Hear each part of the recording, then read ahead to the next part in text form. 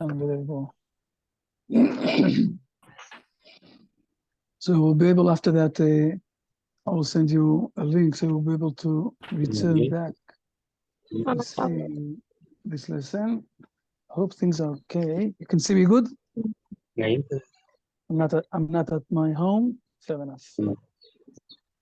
Okay, can we start? It's okay to start. Yes. Jonathan, you have an excellent picture. Israel is saying, oh, Israel already built up the Mikdash. Let's pin him for a moment so everybody will see. If you will see that, the Bet Mikdash. Very good. Hopefully it will be also for all of the rooms, not only in the picture. Excellent. Fair enough. Oh, it's working now. Fair enough. Okay. Let's start, people. Let's start. It's okay to start. We can start. Can you see me? Everybody can see me? Okay, so I'm muting everybody, so it will be much easier for all of us to discuss things. And after that,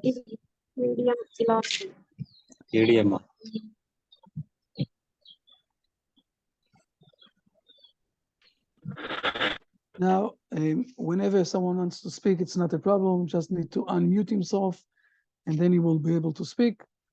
And let's start. First of all, hi everybody. Good afternoon. Blessings from Jerusalem. Here, everything is fine, except for all of the fights between the Jewish people. But you know, this is how we live for the last 4,000 years. So always we have debates inside. It's not new thing. And hope everything is fine all over the world for everybody. We're starting today a new episode of Genesis.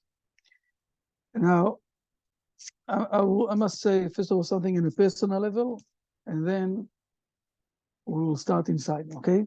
On the personal level, it's not my first time that I'm teaching the Genesis on one side. On the other side, always it's very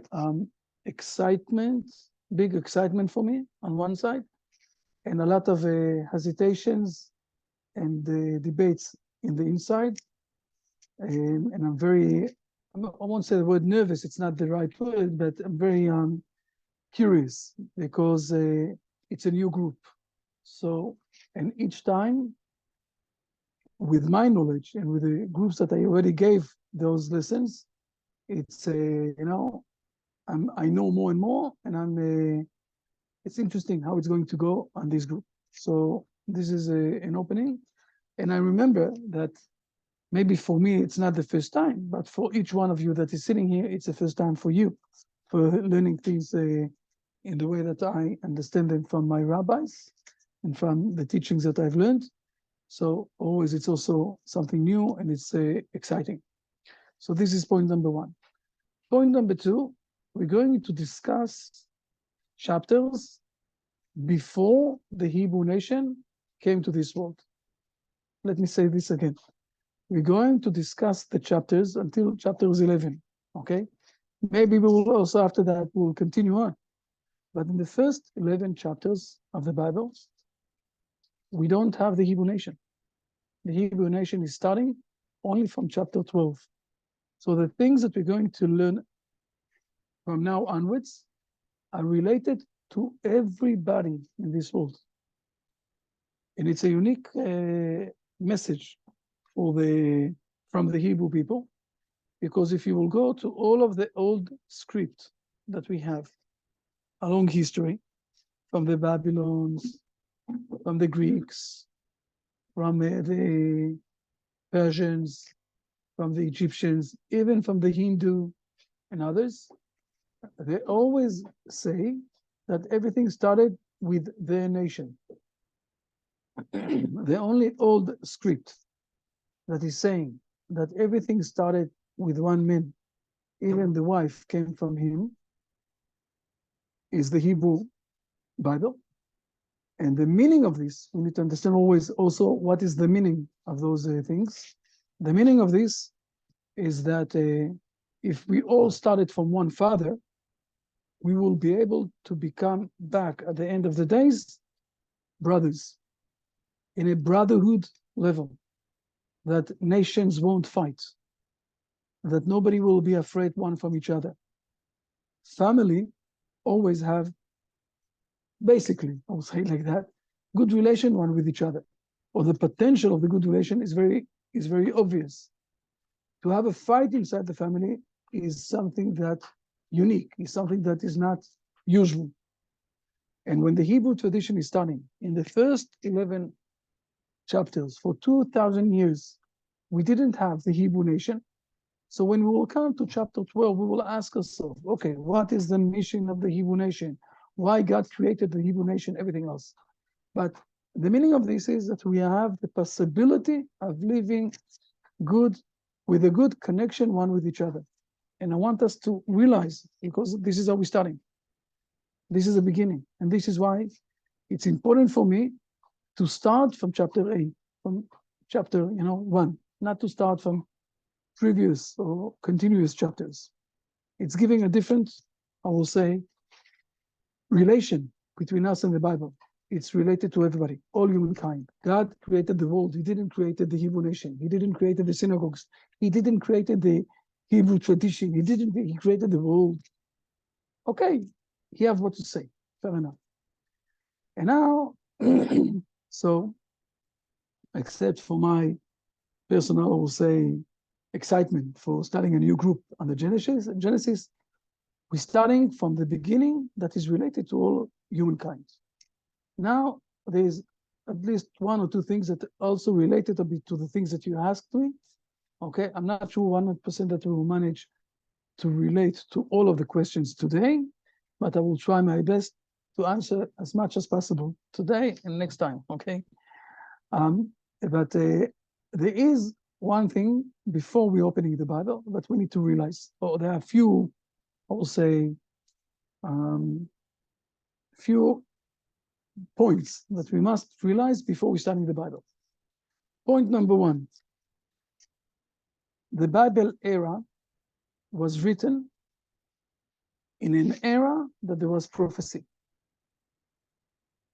Prophecy stopped 2,400 years ago, 24 centuries ago, the prophet stopped. But we don't know today exactly what is the meaning of prophecy. God is silent in the last 24 centuries. Therefore, we don't have any prophet. If someone is saying that he is a prophet, usually we're sending him to a special hospital. Usually. We don't assume that there is any prophets today. And the meaning of this is that we don't really have the possibility of understanding the Bible because it was written in a different era. Think about this for a moment. Maybe this will give us some, I will say, understanding of what I'm saying. Today, we as human beings we are living in a three-dimension era, okay? We know that we have the right and the left, forward and backwards, okay? Two-dimension, I mentioned now, forward, backwards, right and left. And the third dimension is up and down. When we're going on the airplane, it's up. And when we're going back to the ground, it's down. So we have three dimensions. The dimension of the one line, second line, and up and down line. Now think for a moment on people who don't have this dimension, the third one. They only have forward, backwards, right and left. And now, for example, someone from the upper dimension is coming, and they have only, like the maze. We all know the maze, right? The maze, you can't see what's happening up there. You only, inside the maze, you have only right, straight, forward, backwards, right and left. This is the only thing that you have. And think for a moment that somebody is coming on top from the maze, okay, and moving a chair with four legs. And the people inside the maze, what they see, that four dots are moving together. And they're saying to themselves, something here is weird. How come those 4 dots are connected?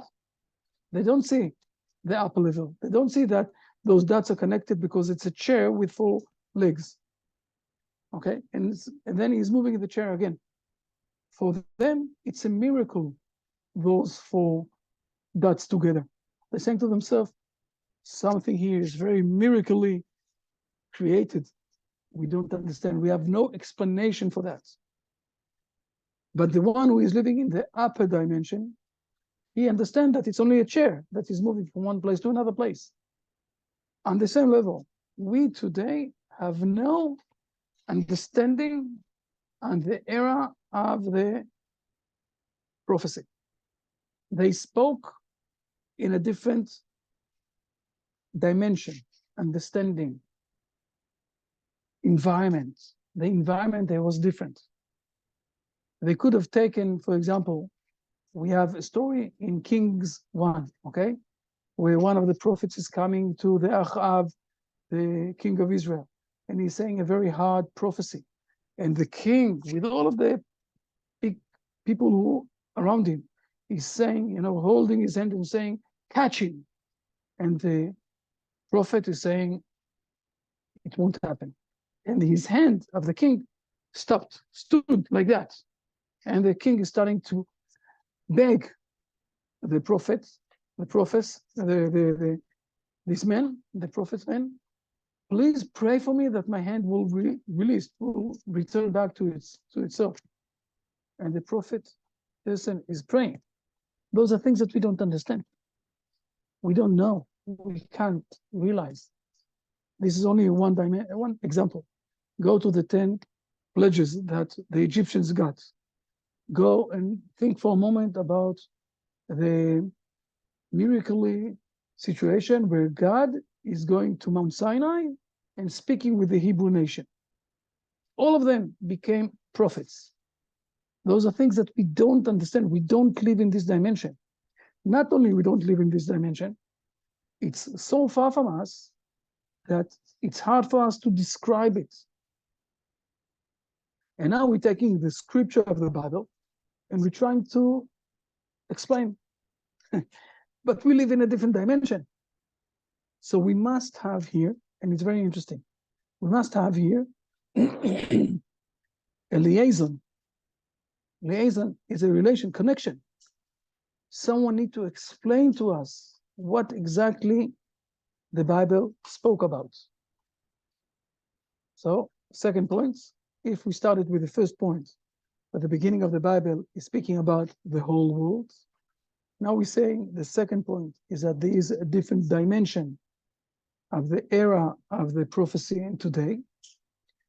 Let me say another thing that people misunderstand with the Bible. Again, it's all an opening for what we're going to learn in a moment, okay, what we're going to start. We will start something today, okay? Don't be afraid. Another thing is a question, what exactly the Bible is trying to teach us. Okay, now why I'm saying that? Because if you will go, for example, for groups and Facebook, I'm speaking about groups with 40, 50, 80, 100,000 people, okay?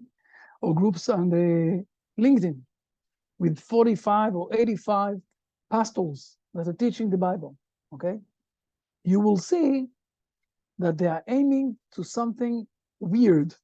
Now, for this, I need to give an example, okay? The example that I'm going to say is like that. Let's think for a moment that we want to learn mathematics. Therefore, we're all buying the same book, and the book is teaching inside all sorts of ideas of mathematics. And instead of learning mathematics, we're taking the book and we're starting to discuss between us who wrote the book, what time you wrote it, what is the weight of the book, with what exactly kind of paper they printed the book, where they printed the book, is the printing of the book is good, is the book aligned in the right place? Those are very good questions that are not with the main aim of the book. The main aim of the book is to learn mathematics, right? Now, today you can see I'm sorry that I didn't took a picture to show this to all of you, okay? A lot of the Christian people who are willing to discuss what we call the Old Testament, the Hebrew Bible. I prefer to use the term Hebrew Bible, okay? They're speaking about a lot of things that are not related to the main aim of the Bible. The main aim of the Bible is the words of God that he gave to the Hebrew people to spread to the world, okay? And people are asking, is this occasion happened, didn't happen? How can we prove that it happened or didn't happen? People are asking who exactly wrote the Bible. People are asking all sorts of weird questions that are not related with the main issue of the Bible. The Bible, I'm saying here, so it will be clear, is God's will that he gave to the world through the Hebrew people. When I'm saying through the Hebrew people, I'm not saying the Jewish people. Jewish is only one part of the Hebrew people, okay? The Hebrew people, the full nation of the Hebrew people. When God spoke with the Hebrew people, it's like I'm speaking now with all of you, and someone is sitting aside. He doesn't really understand everything that we're speaking, all of us, and he's sure that he understands what's happening here. This is more or less like others, okay, who are trying to understand the Bible, and they don't understand that the Bible is addressed to the Hebrew people. There are 70 times it says that God said to Moses, dear Moses, God spoke with Moses, please speak with the Hebrew people. So the wording is addressed to the Hebrew people. You know what happens when a Roman is reading the Bible? He's taking from this the Christianity. when I will say a Muslim is reading the Bible, it's taking out the Muslims. When God spoke with the Hebrew people, it is taking out the Judaism. Okay, so we have here. Look, now we're starting to realize what's happening here. Before we're going inside to the book, okay, and it's, by the way, it's all related also with the questions that you asked me. Some of the things, and you will see it in a moment. Okay, we have a few things. First of all, it is addressing. I will say it like that. I will say this way. It is speaking to the whole world, but it's addressing it through the Hebrew people that are supposed to spread it over. It's a different era, and the main aim is to understand the will of God. I want to show this to you for a moment, okay? Let me show something. Before I'm showing it, I must explain that I went to India a few weeks ago, as we all know, and I went there also with a bit of food. I wasn't sure what I'm going to get there, if there's a kosher food, isn't, and everything else. So one of the things that I took is a can of tuna. You all know that, right? The small cans of tuna that you can open them and eat them. We all know that. This can of tuna can hold this food for a very long time, right? The Hebrew nation have their sages that giving a long history, the right, I will call it interpretation of the Bible. If we spoke before that we're in a different era, it's true, we're in a different era. But the Hebrew sages, and they're not always giving it specifically on the Bible, okay?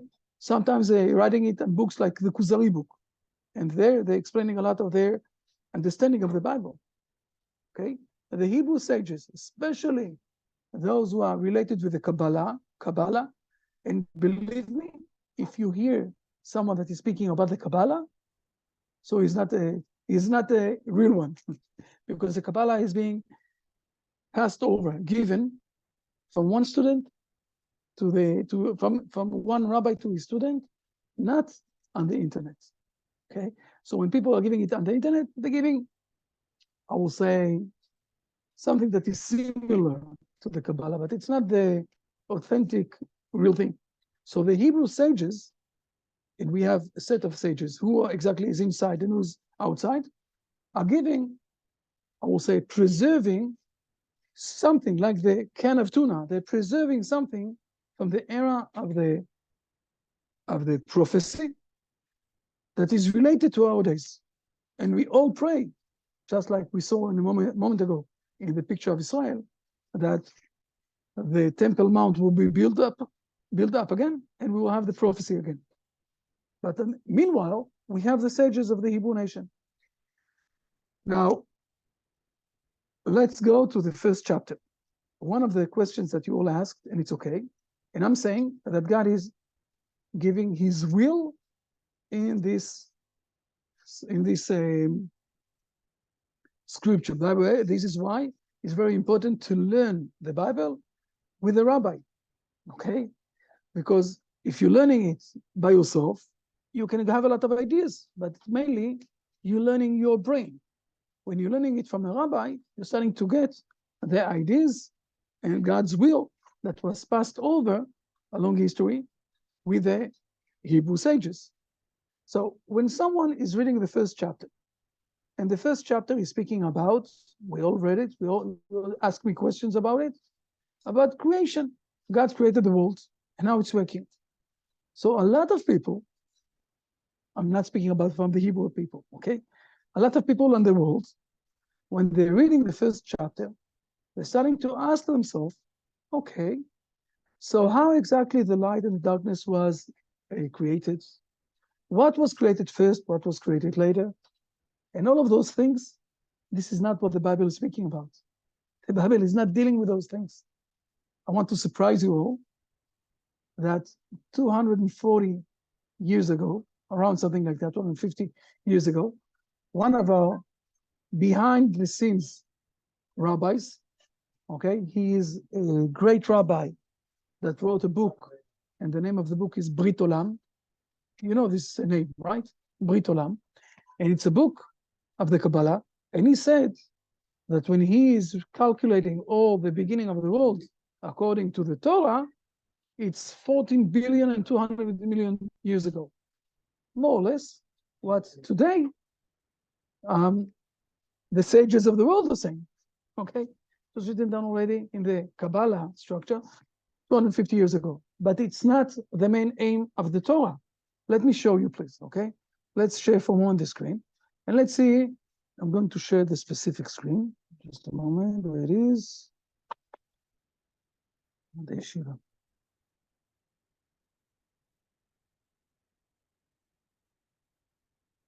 Just a moment. Here it is, okay? The first, as you can see, this is the first verse of the Torah, Bereshit bara Elohim et hashamayim v'haaretz, in the beginning of God's creation of the heavens and the earth, okay? And I won't go inside to all of this big, long Rashi. The most important thing is, please read this part. Brian, you need to open the microphone.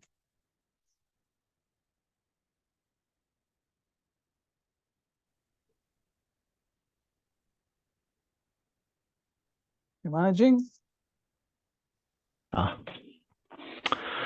Perforce, you must admit that Scripture did not teach us anything about the sequence of the earlier and the later facts of creation. Okay, I won't go inside to all of the proof of Rashi. He's giving proofs.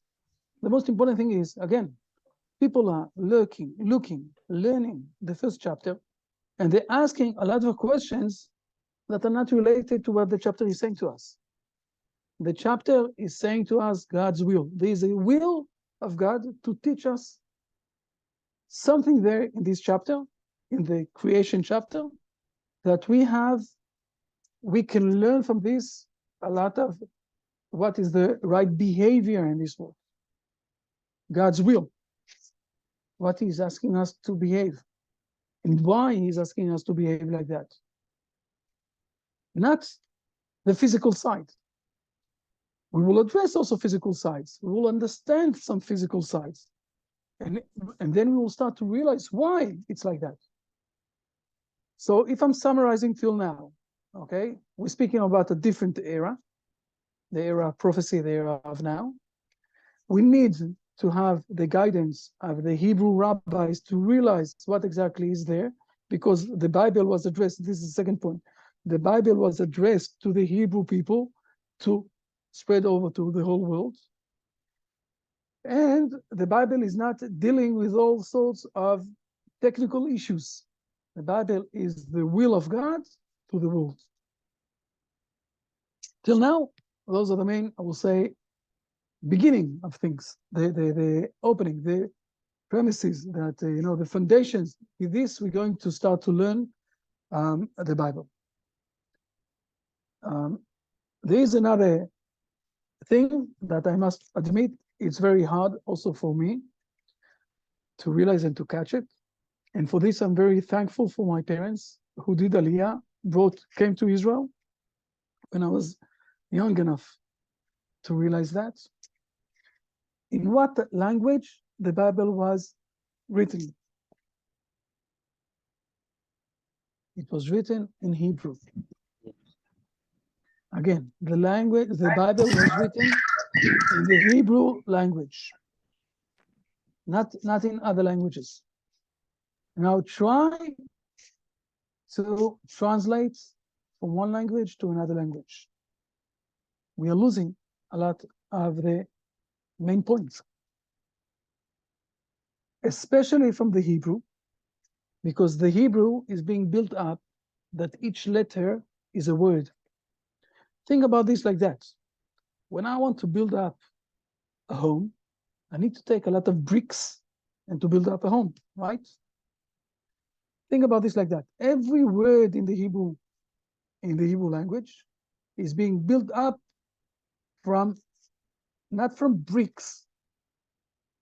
It's being built up from homes, okay? So each word is contained with few houses. It's like a neighborhood. It's a unique thing. You won't find it in other languages. There are 54, 55 letters in the Telugu language, right? I'm right? Something like that. In the Hebrew language, you have only 22. That's it, okay? 22 letters, that's it. Fair enough. But each letter is a house. And when you want to build up a word, you're using a neighborhood. And there's a reason why you're using those letters and other letters you're not using. Now, try to translate something like that. It's impossible. Now, go one step ahead. And I will ask you, for example, I don't know if you know that. How many words we have for the word ice in the north region of the world with the Eskimos, the Eskimo people? How many words do they have for the word ice? Who knows? Don't be surprised, but it's something like 25 words. How many words do the Arabs have for the word camel? The animal camel, camel, with this thing on his back. They have something like 12 or 13 words. Those who are living in the deserts, how many words do they have for the word pattern, road? They have something like 25 words. Okay, we have 1, 2, 3, maybe 4 in English. In Hebrew we also have something like 4 or 5. How many words do we have for the soul in Hebrew? In the Western world, there are only one word. There is only one word. In the Hebrew word, there are 5. 5 parts, not one. I don't know any translation, any good translation to all the 5 parts. How many words do we have for the word God? in Hebrew. I don't know any translation for the 12, 10, and then we have 45, 72. I won't go inside all of this. I don't know any translation for those words. We know only 2 words, God, Almighty, something like that. Try to translate from Hebrew to other languages the understanding of what's happening in the Bible.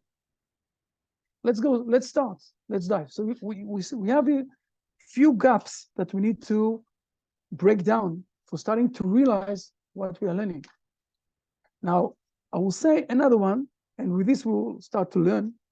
The last one that I have to say is that it's going like that. I'm opening everybody can answer me now. But when someone dies, God forbid, what are we saying? Where exactly is he going? Who have an idea?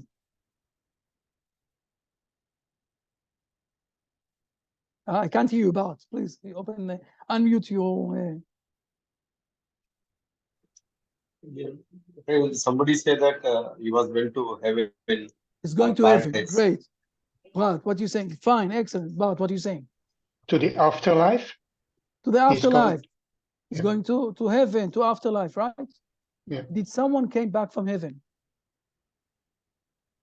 Never. Right? Nobody came back from heaven. We have stories about people who died for a few minutes and came back, and they're saying to us, surprisingly, a lot of things that are written down in the Kabbalah, in the real Kabbalah, okay?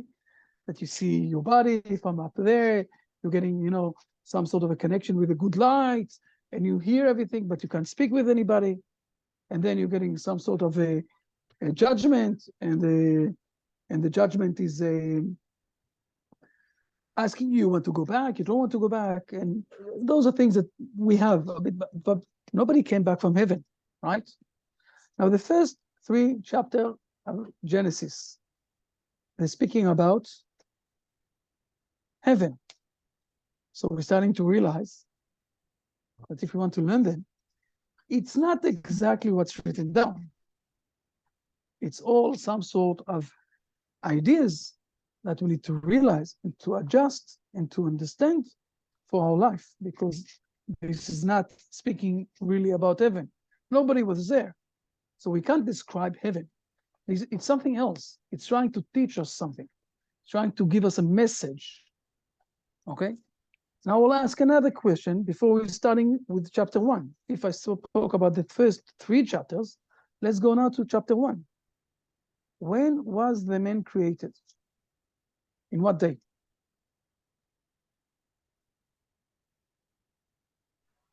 We all know. On 6th day. On the 6th day.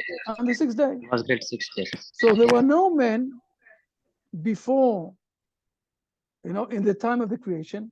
So nobody can really know exactly how it happened. Very simple. You can give a lot of ideas. You can think about a lot of thoughts. Once they will have someone like Albert Einstein who will give us all sorts of ideas. A few years before him, there will be Aristotle, 2,000 years before him, okay? Aristotle will give all sorts of ideas. And before him is Rabbi, others will give all sorts of, it's all what? Imagination. There was nobody there. So when God is telling us that he created the world in chapter 8, is he telling us exactly what happened, what before, what after? It's like taking the book of mathematics and trying to understand who printed it and when was printed. It's something else.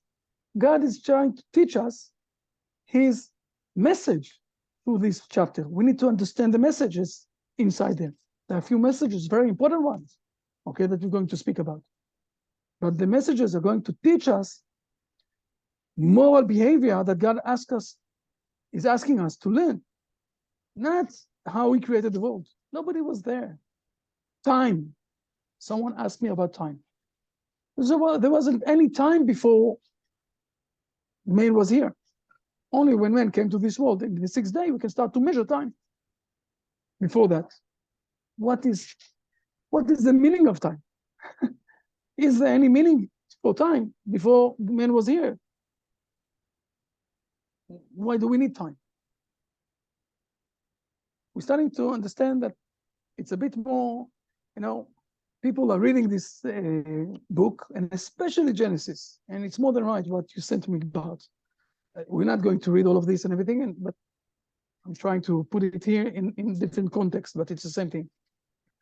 People are reading the first chapter of Genesis, and they are sure that they understand and everything is fine, and it's different language, different era, different messages. The main point is not to ask if it happened like that or happened like that. The main point is what God is want to tell us.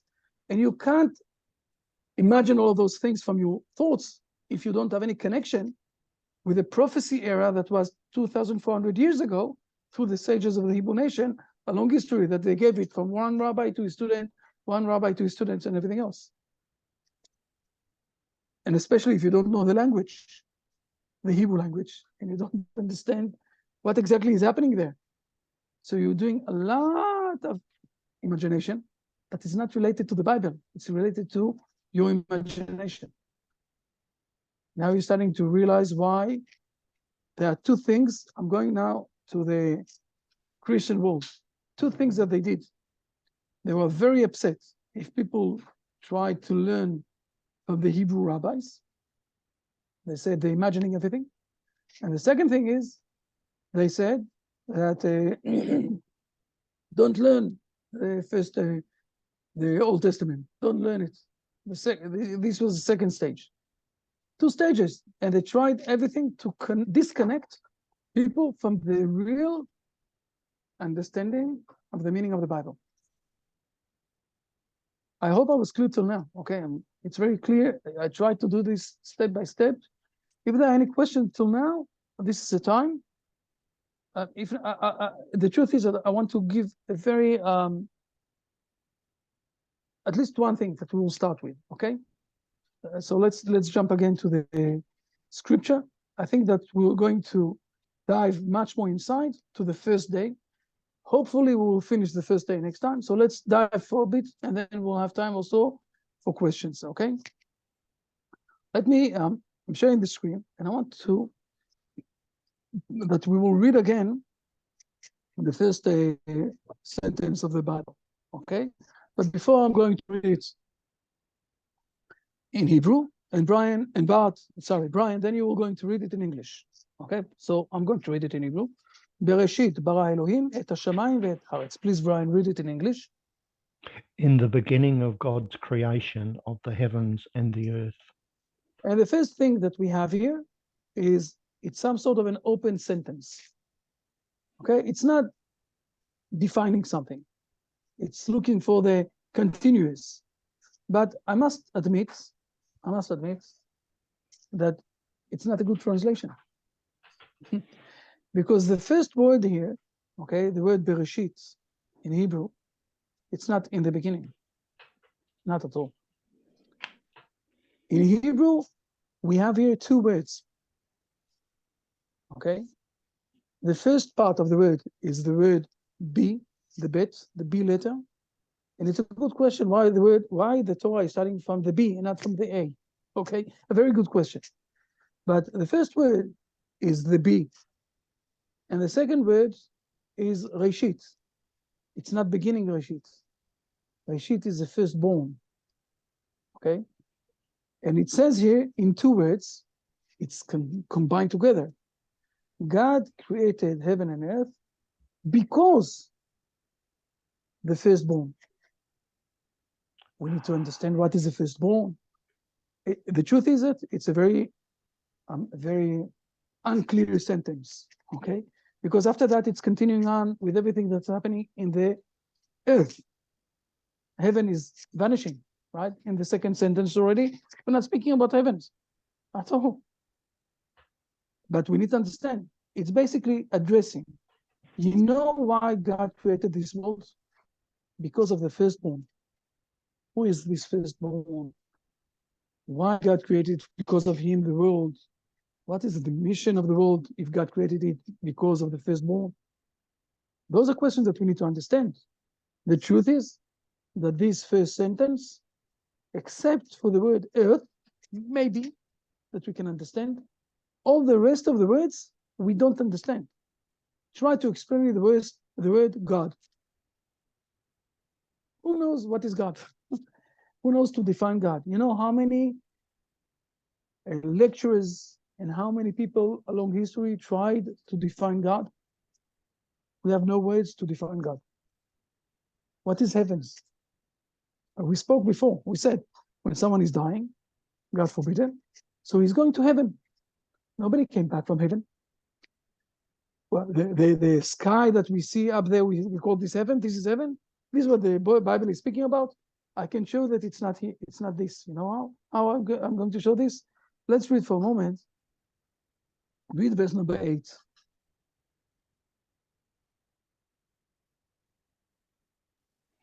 Verse number 8.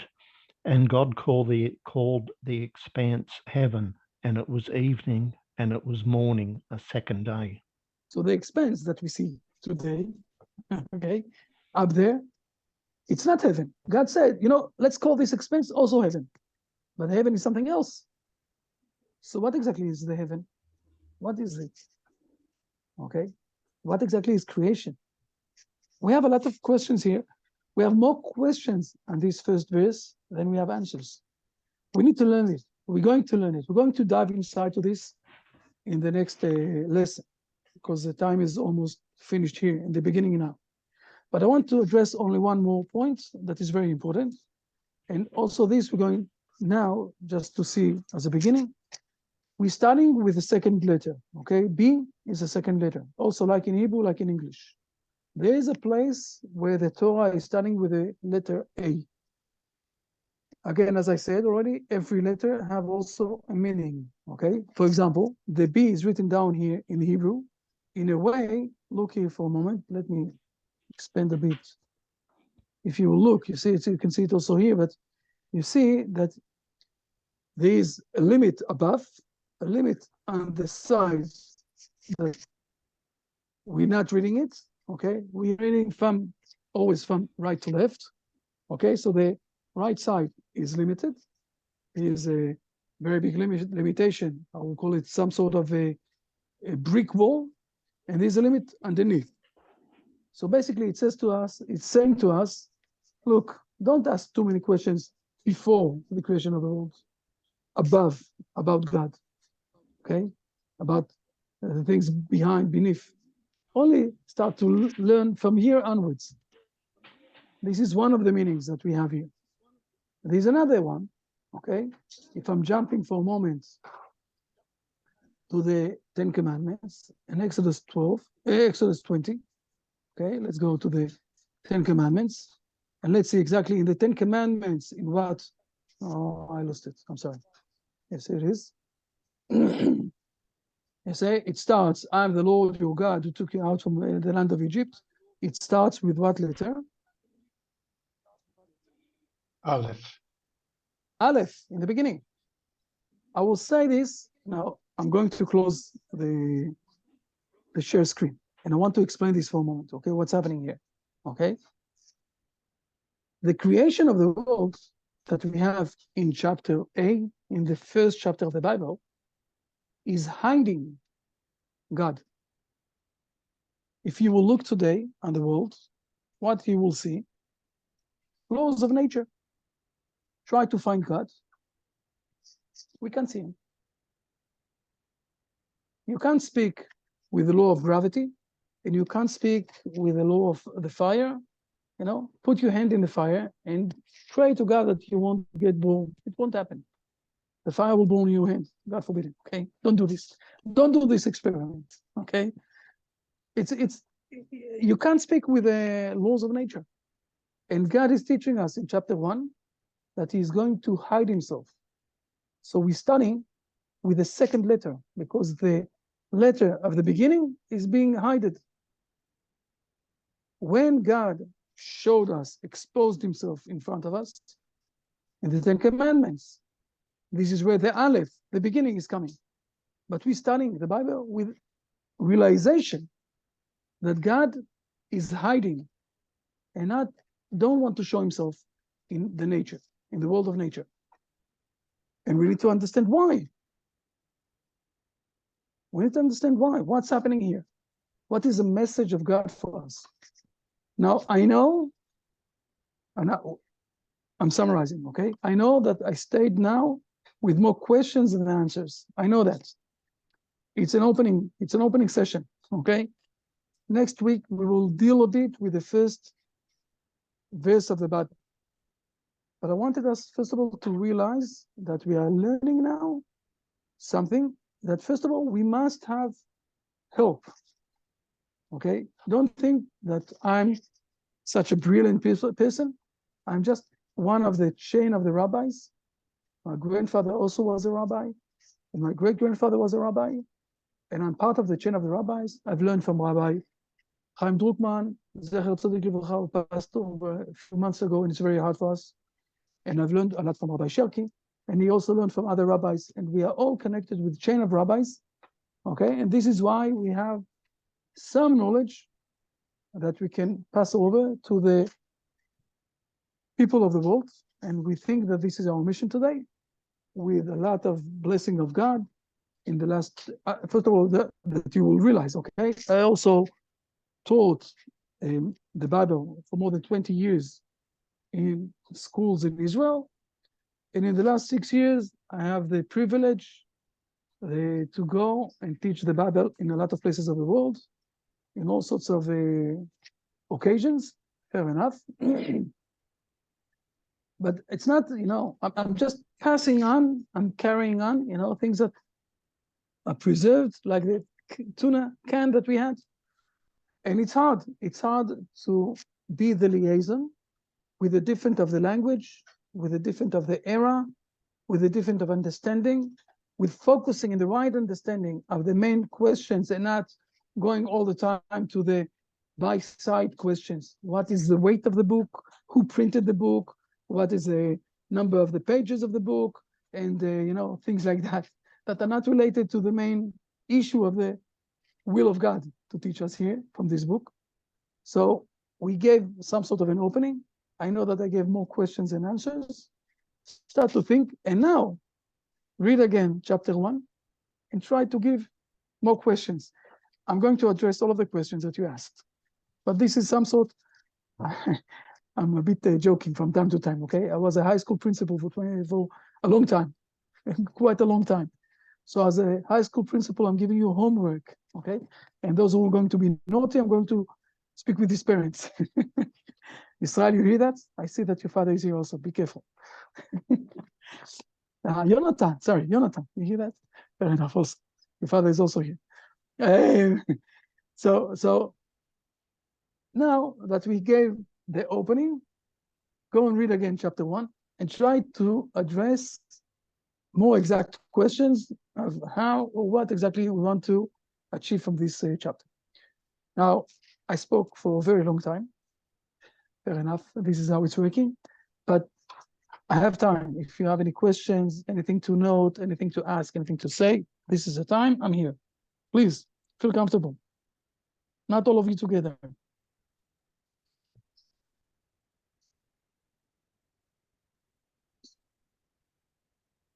But you need to unmute yourself.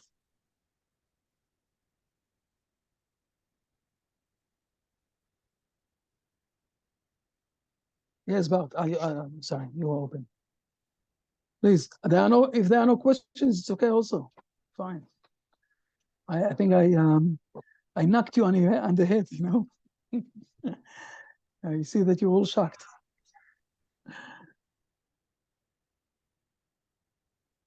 I think I said very simple things. Yes, please. Nobody have any questions. Everything is fine. Shalom, bro. Shalom, bro. Yeah. This is Jacob. Jacob. I want to ask about the language, how this connected with the will of God, and is it the same issue, traditional issue now, with the same understanding? I'm not 100% caught your question. So please again, I'm sorry. This is about the language question, Rav.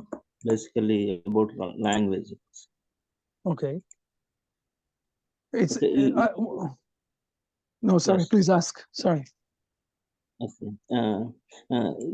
You told that in the beginning, Bereshit, like that, you are explaining. So, what is the divine role of this language? Now, also, it is the same thing is happening. Again, first of all, I will say the word Bereshit is not translated right. It's not in the beginning. The word Bereshit is saying because the letter Bet is because of the firstborn, God created heaven and earth. Okay. Now nobody can translate something like that. There are a few reasons why. Okay, but it's much longer than what is written down. By the way, if you read Rashi, you will see that this is what he's explaining. We read only the last sentence of Rashi, but Rashi is explaining and expanding. It's very hard to learn this Rashi, but you need to read it. And it says, because of the firstborn, God created heaven and earth. So we need to understand. Now, it's not being translated like that in any language. I never saw a language that is explaining this. Because if you read a 6 words sentence and you're translating it to 20 words, something is unaccurate, it's not in right measurement. So people prefer to write down what is written down and not write down the meaning of the Hebrew language. But in the Hebrew language, this is what's written down because of the firstborn. By the way, on this specific word, Bereshit, we have a book with 70 different explanations of this word. It's called, who is explaining this? It's Rabbi Shimon Bar Yochai, and it's a very profound book that is related with the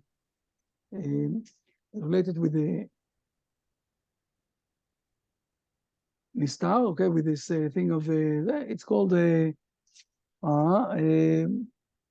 Zohar, okay? It's the inside of the inside. And you have on this specific word, and I'm going to show a few explanations next week, okay? On this specific word, we have 70 different ways how to read it, and 70 different meanings. So now try to translate it. It's not easy. It's not working. You need to learn Hebrew. Oh, Or you need to have someone that will guide you at least to have or to learn the main points, okay, that is going out from here. Thank you. Okay, yes, Bart. who is the firstborn? Who is the firstborn? Yeah. There are 5 firstborns that is being mentioned in the Bible continuously. Okay, I will give one of them. I'm going to show one of them, okay? One of them, let's show for a moment. The word, you remember the word Bereshit, right? Okay, so let's share for a moment. I'm going to show something. Let's go to Exodus 24.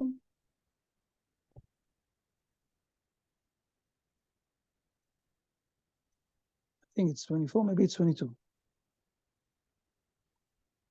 Enough. I'm not going to say who is the firstborn. The Bible is going to say who is the firstborn. Okay? Bible is saying about 5 things. The Bible is saying it's the first one. It's the firstborn. Okay?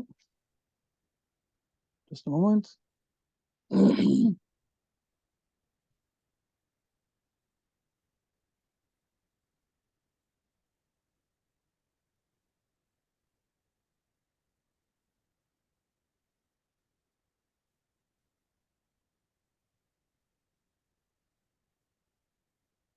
If you see, please read verse number 19. Number 19. The choicest of the first fruits of your soil you shall bring to the house of the Lord your God. You shall not cook a kid in its mother's milk.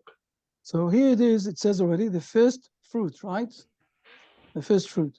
And this first fruit is being written down with the word Bereshit. because of the Reshit. So Yeah. one of the things that the Bible is calling it the firstborn, okay, is this commandment to bring the first fruits to the house of God, what we call the Beit HaMikdash. Why is it? What is the meaning of this? Why it's so important? Why? Because of this, God created the world? Good question. Okay.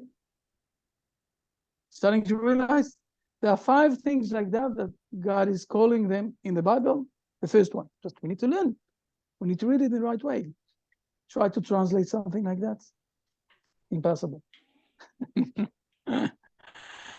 Impossible. So it's much easier to go and to ask yourself, okay, so when exactly the Bible was written down? Who wrote the Bible?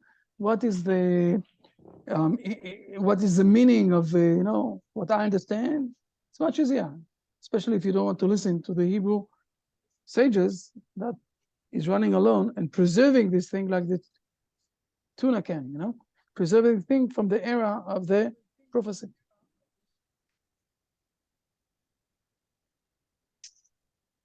Yes, people, I see that you are very with God help.